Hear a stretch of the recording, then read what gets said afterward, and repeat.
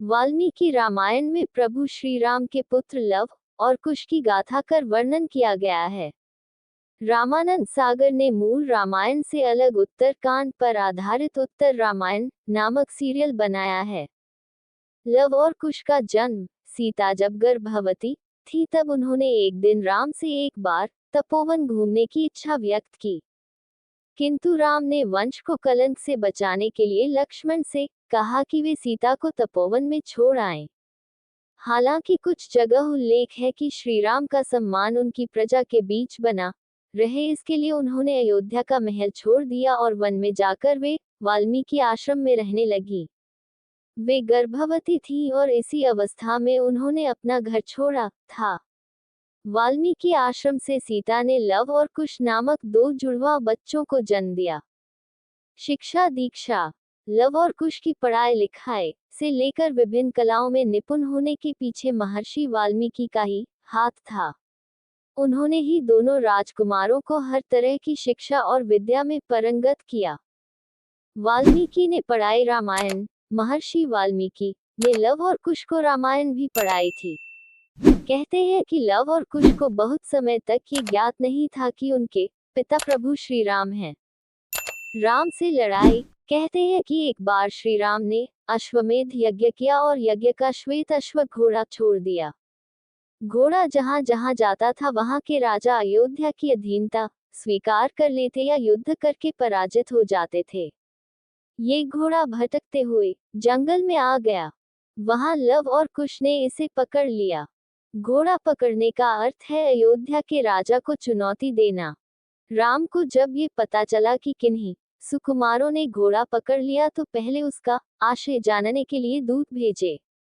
जब ये पता चला कि लव और कुश घोड़ा छोड़ने को तैयार नहीं है और वे चुनौती दे रहे हैं, तो श्री राम के भाइयों भरत, शत्रुघ्न और लक्ष्मण के साथ लव कुश का युद्ध हुआ, लेकिन सभी भाई पराजित होकर लौट आए।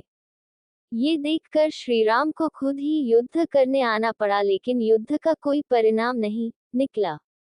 तब राम ने दोनों बालकों की योग्यता देखते हुए उन्हें यज्ञ में शामिल होने का निमंत्रण दिया। नगर में पहुंचकर लव और कुश ने राम की गाथा का गुणगान किया और दरबार में उन्होंने माता सीता की व्यथा कथा गाकर सुनाई। ये सुन और देखकर प्रभु श्री राम को ये पता चला गया कि लव और कुश उनके ही बेटे हैं। उन्हें तब बहुत दुख हुआ और वे सीता को पुनः राजमहल ले आए। लव और कुश का राज्याभिषेक। भरत के दो पुत्र थे, ताक्ष और पुष्कर। लक्ष्मण के पुत्र चित्रांगद और चंद्रकेतु और शत्रुघ्न के पुत्र सुबाहु और शूरसेन थे। मथुरा का नाम पहले शूरसेन था। लव और कुश राम तथा सीता के जुड़वा बेटे थे। जब राम ने वानप्रस्थ लेने का निश्चय कर भरत का राज्याभिषेक करना चाहा, तो भरत नहीं माने। अतः दक्षिण कोसल प्रदेश छत्तीसगढ़ में कुश और उत्तर कोसल में लव का अभिषेक किया गया।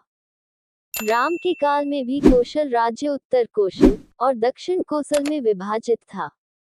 कालिदास के रघुवंश अनुसार राम ने अपने पुत्र लव को शरावती का और कुश को कुशावती का राज्य दिया था।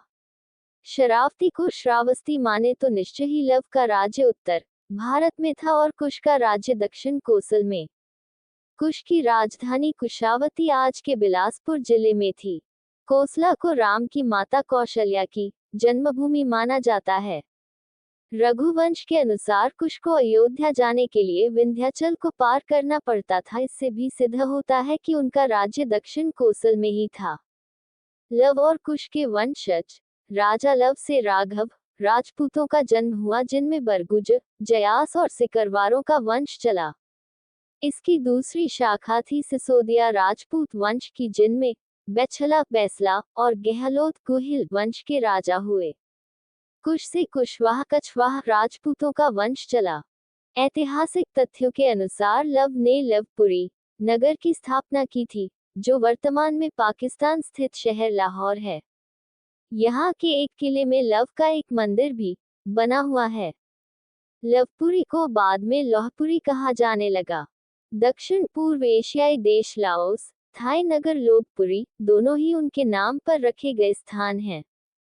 राम के दोनों पुत्रों में कुश का वंश आगे बढ़ा तो कुश से अतिथि और अतिथि से निषधन से, नभ से, पुंडरिक से, क्षिमंध्वा से, देवानिक से, अहेनक से, रुरु से, पार्यात्र से, दल से, छल से, उत से, वज्रनाभ से, गण से, व्युषिताश्व से, विश्वसह से, हिरण्यनाभ से, पुष्य से, ध्रुव संधि से, सुदर्शन से, अग्रवर्ण से, पद्मवर्ण से, शीघ्र से, मरु से, प्रयुश्रुत से, उदावसु से, नंदिवर्धन से, सकेतु से, देवरात से, बृहदूत से, महावीर्य से, सुधृति से, धृष्टकेतु से, हर्यव से, मरु से, प्रतींधक से, कुतिर्थ से, देवमीर से, विभुत से, महाधृति से, कीर्तिराज से, महारोमा से, स्वर्णरोमा से और ह्रस्वरोमा से सीरध्वज का जन्म हुआ।